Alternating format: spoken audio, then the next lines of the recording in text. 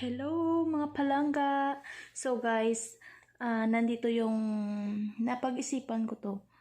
Mga tips para napalapit ang loob ni Madam sa'yo.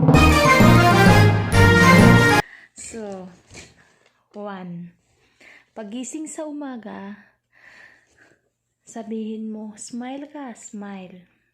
At sabihin mo kay Madam, good morning Madam, with smile. Diba? Tip number 2. Pag inutusan ka ni Madam, huwag kang magsimangot dahil hindi nila gusto yun. Smile lang, kahit naiinip ko na. Tip number 3. Tulungan mo siya kung anong niluluto niya, paghiwa ng sibuyas, tapos iyak-iyak ka.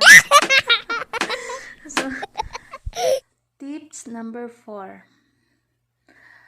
Kapag tinuruan niya ka kung paano gamitin yung mga washing machine, example, kapag alam mo na, keep quiet. Makikinig ka lang sa kanya at mag-smile, ganun lang, kadali. Kahit alam mo na, smile ka lang sa kanya dahil gusto niya yun. Tips number 5. Kung may anak siya, baby, alagaan mo ng mabuti dahil gusto ni Madam yung alagaan ng mabuti ang anak, parang anak mo na, parang ituturing mo siyang anak. Yan, dahil gusto nila yun, na mahalin mo yung anak nila. Tip number 6. Kung may pagkain, hihingi ka, huwag kang magnakaw dahil hindi nila gusto yung magnakaw. Gusto nila yung maghingi ka, o diba? Tip number 7. Kung may lakad si Madam tapos naka-makeup, tumingin kasi sa kanya parang na-shock. Sabihin mo ka, Madam, you're so beautiful, Madam. O, diba? Yan ang gusto nila talaga, as in. Tips number 8. Huwag kang magsinungaling sa kanila. So, magsabi ka ng totoo, o example, nalinisan mo na ba to? Magsabi ka lang ng totoo. Walang problema. Kahit pagod ka, smile ka lang. Dahil gusto nila yun. Hindi nila gusto yung nakasimangot ka,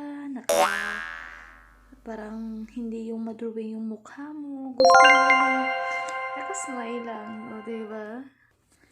Tips number 9. Kung may magsabi ka ng totoo sa kanila, walang problema, kasi gusto nila yung share mo sa kanila yung nararamdaman mo, or kasi yung may mga Madam nagaano talaga yun, may puso naman sila, no? Wow! So dapat hindi tayo nagsisinungaling. Yes! Sabihin natin kung anong nararamdaman natin. So guys, yung tips number 4 natin, 10 na tayo, no?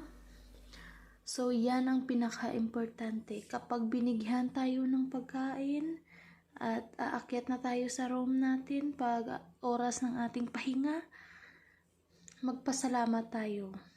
Ganyan talaga. Ganyan ang ginagawa ko. Pag binigyan tayo ng pagkain, thank you, Madam. Yes! Ano talaga sila? Ganyan yung ano nila. Ang gusto nila, nagpapasalamat kahit maliit na bagay.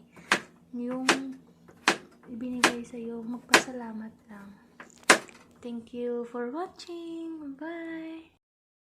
Thank you for watching. Huwag kalimutan mag-subscribe, follow, like. Thank you.